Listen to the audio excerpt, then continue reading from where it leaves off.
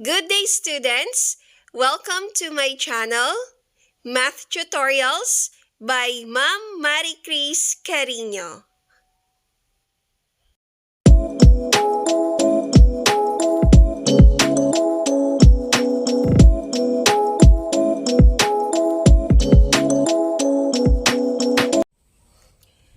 Good day, my grade 9 students. So, welcome once again to our video tutorial in our subject mathematics. So, this is a continuation of the lesson solving quadratic equations by extracting the square roots. So, this video is a guide for you to answer your activity number 3 on your module. Okay? Syempre, on the lesson, solving quadratic equations by extracting the square roots. Alright. Doon sa previous videos natin, sinabi ko na you can use the extracting the square method if and only if your quadratic equation is already in the form x squared is equals to k. Ayan, so dapat tandaan nyo ito lagi. So, dito, ang mga examples na ibibigay ko ay involve ang ating grouping symbol na parenthesis. Okay? However, don't be confused kasi yung nasa loob ng parenthesis, they are taken as 1. Okay? At yan ang nire-represent ng ating quadratic term na x squared. Ayan. So, kaya wag kayong ma-confuse. Parehas lang siya ng steps in solving the equation na ginawa natin on our previous videos. Okay, so let me show you examples. Okay. So, let's say here the quantity d minus 3 squared is equals to 4. Ayan, so sabi ko kanina, yung naka-parenthesis that is taken as 1 at yan ang nagre-represent kay quadratic term na x squared. Ayan. So, ano yung first step natin pag iso-solve natin ito? Okay, so first step natin is always put a radical sign on each side. Okay. So, paano ba natin sinolve dati sa previous videos yung square root of x squared? Okay, di ba ang sagot natin dito ay x lang kung ano yung nasa loob din. So, same process ang gagamitin natin dito. So, the square root of the quantity d minus 3 squared is just simply, yes, so kokopyahin mo lang kung ano yung nasa loob. Ayan, so d minus 3. And then, on the right side, square root of 4, that will give you an answer of 2. But don't forget, it is always a positive and negative answer. Okay. Now, since we are solving or we are asked to find for the value of our variable, so in this example, ang variable natin ay d, dapat on the left side, si letter d lang ang nandoon. So, ano yung ginagawa natin sa mga katabi niya? Yes. So, tatanggalin natin lahat ng katabi niya. So, paano? Yes, very good. So, we will be using the properties of equality.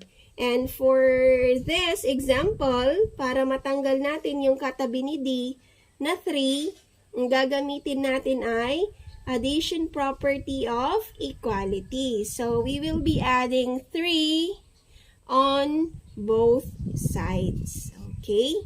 Like this. Ayan.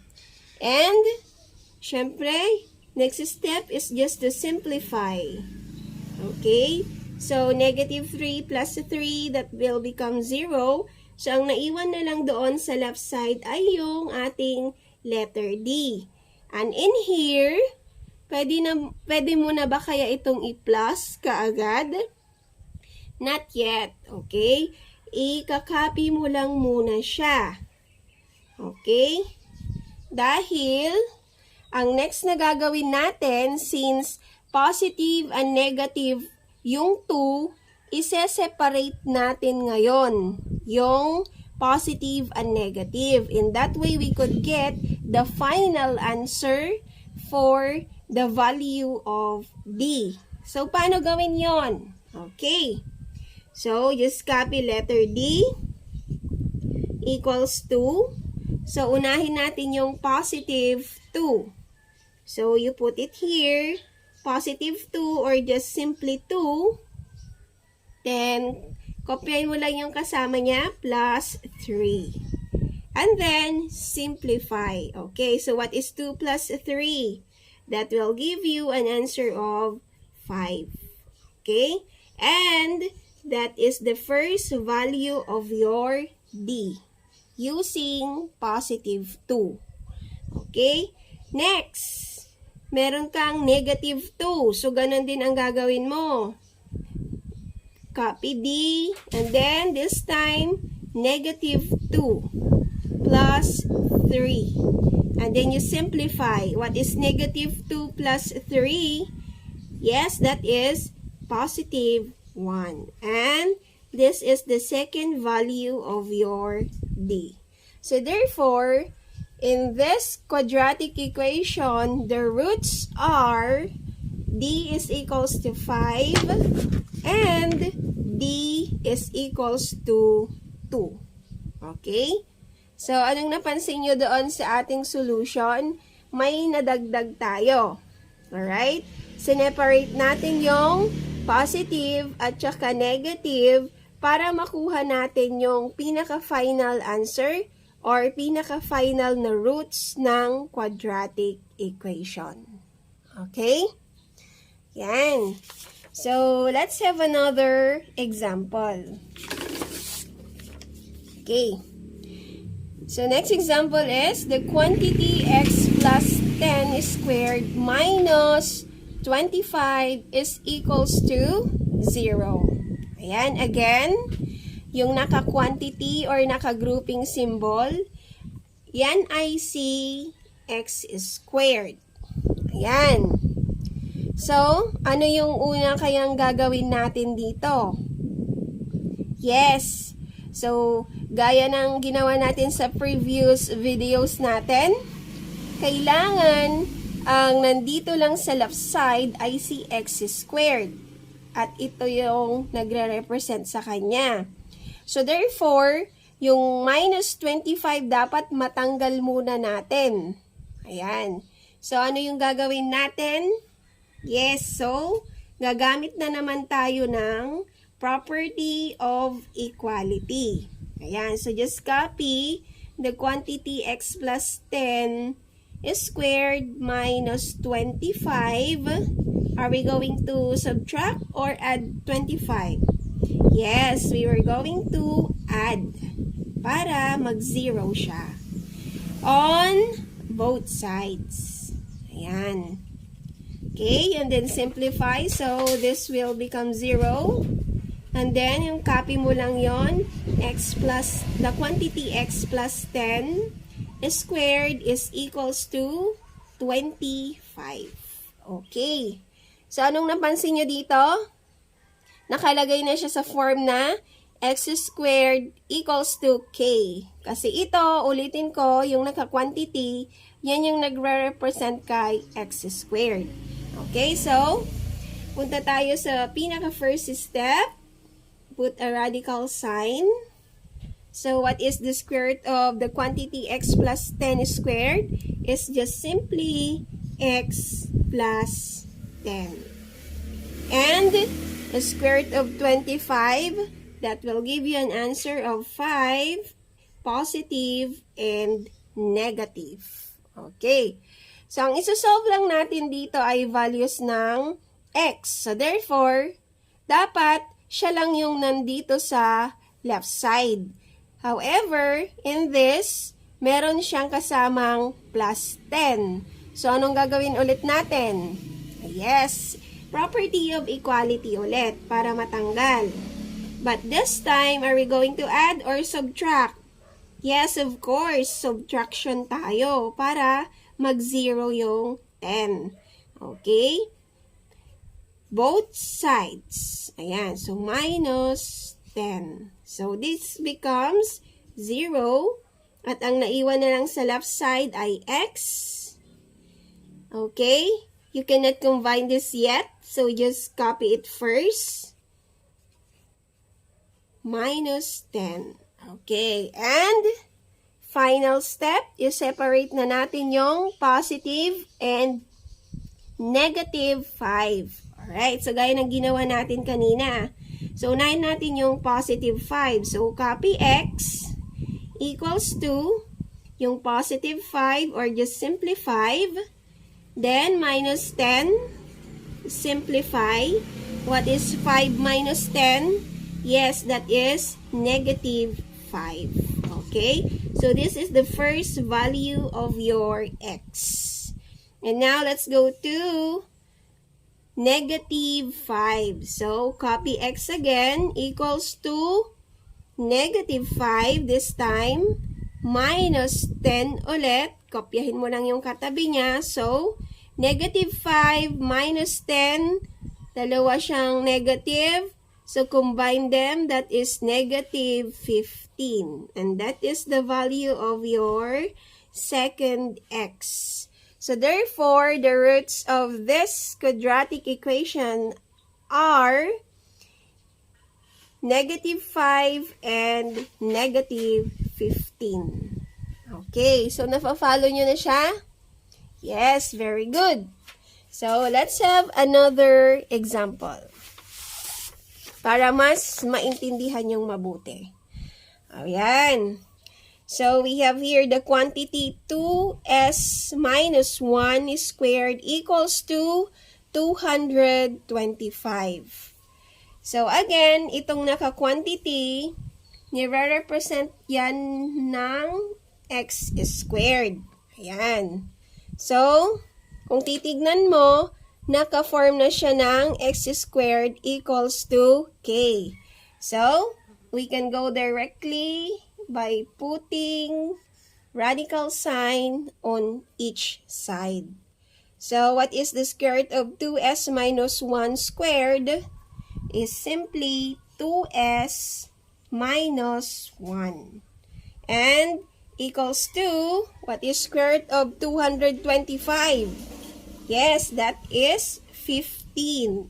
And don't forget, positive and negative. Ayan. So, goal mo na naman, next step, ay yung variable lang dapat ang nasa left side. So, dito, anong napansin ninyo? May kasama siyang 1, may kasama pa siyang 2 sa tabi niya. Pero, ano ang una mong tatanggalin? Ano yung sinabi ko last time? Yes, so mauuna yung addition or subtraction before division or multiplication. So, una nating tatanggalin dito ay yung 1. So, ano munang gagawin natin? Yes, so, plus 1 tayo on both sides muna. Ayan. 15 plus 1. Para matanggal natin ito. Okay. So, ang naiwan na lang sa left side ay yung 2s equals to plus or minus 15 plus 1. Okay. So, ngayon, as you can see here, may kasama pang 2 yung s natin. So, dapat ang may iwan lang ay yung s. However, okay, hindi natin pwedeng i-divide directly by 2 both sides. So, ang gagawin natin, isi-separate natin muna yung plus and minus or yung positive and negative 15. Gaya ng ginawa natin kanina sa previous examples. So, paano yon? So, just copy 2s equals to yung positive 15 munang consider natin. 15 plus 1. Okay, and then we simplify. 2s is equals to 15 plus 1, that is 16. Okay. So, dito na natin pwedeng tanggalin yung 2. Alright. So, paano natin tatanggalin yung 2? Yes, very good. So, we just simply divide both sides by 2 para mag-1 siya, invisible 1 beside letter S. Okay, so sa left side natin, ang may iwan na lang ay S. At dito, 16 divided by 2, that will give you an answer of 8. Okay, so the first value or root of our variable S is 8. Oh. Next, consider naman natin yung negative 15. Ayan, negative 15 plus 1. Okay, simplify again. What is negative 15 plus 1? That is negative 14. Okay, and then remove 2 beside S by dividing both sides by 2. So, dito, this will become S. And, what is negative 14 divided by 2? Yes, that is negative 7. So, the second root is negative 7. Okay. So, as you can see here, involved na ang sign of integers. So, dapat na-memorize nyo na yung mga rules in integers. Okay. Alright. So, therefore, the roots of this quadratic equations are 8 and negative 7. Okay. So, napakadali lang siyang sundan. Okay, let's have more examples.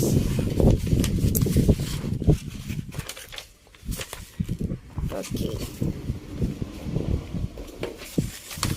So, another example, we have 25 times the quantity x minus 3 squared is equals to 100. And again, yung naka-quantity, yan ay si x squared. Ayan, so wag niyong kakalimutan. Okay. So, therefore, ayan, parang 25x squared equals to 100. So, ibig sabihin, hindi pa siya nakalagay sa form na x squared equals to k. Dahil may katabi pa siyang 25 dito. So, ano muna yung gagawin natin? Yes. Okay, so una mong gagawin, divide both sides by kung ano yung katabi ni x squared, which is 25. So, divide muna natin siya. Okay, so this will become 1. Okay, so ang naiwan na lang ay quantity x minus 3 is squared equals to, what is 100 divided by 25? Yes, that is 4. Okay, so now, is this in the form x squared equals to k?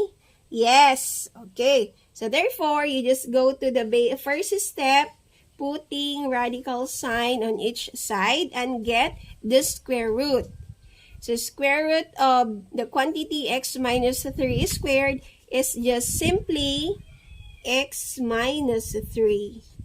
And the square root of 4, that is 2, positive, and negative. Ayan. Now, we just need to have the variable x on the left side. So, tanggalin natin ang kanyang katabi na 3. So, anong gagawin natin?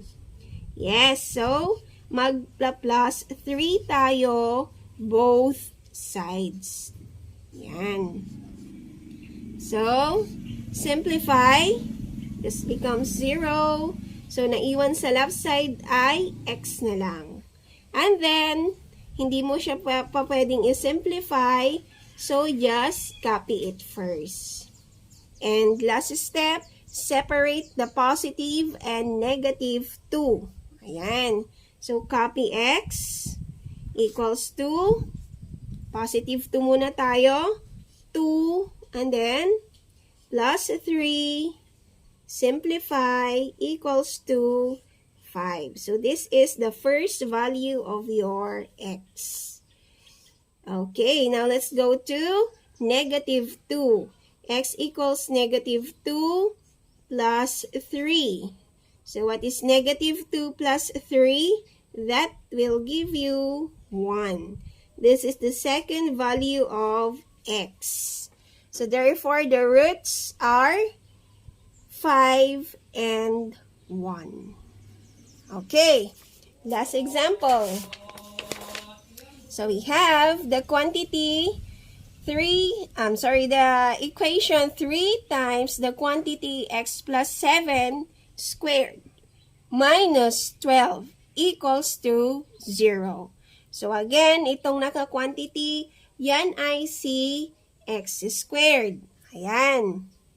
So, ibig sabihin, ito hindi pa siya naka-form na x squared equals to k. So, tatanggalin muna natin lahat ng katabi ni x squared or yung naka-quantity. So, anong unang gagawin natin? Meron siyang katabing 3, pero meron din siyang minus 12 dito. So, ano ang una mong tatanggalin? Yes, so lagi ang una mong tatanggalin ay yung naka-plus sa kanya or yung naka-minus sa kanya. Ayan, so let's remove 12 by, yes, adding 12 as well on both sides. Ayan. So this one will become 0. So ang may iwan na lang ay ito. So 3 times the quantity x plus 7 squared is equals to 12. Ayan. Okay, and then next step is to remove yung number 3 beside your quantity. So what are you going to do? So i-divide both sides mo lang siya by 3. So, what is 3 divided by 3 on the left side? That will give you 1. So, ang lalabas dyan ay the quantity x plus 7 is squared na lang. And on the right side, what is 12 divided by 3? That is 4. Ayan. So, as you can see here, since ito ay si x squared, so nakalagay na siya sa form na x squared is equals to k.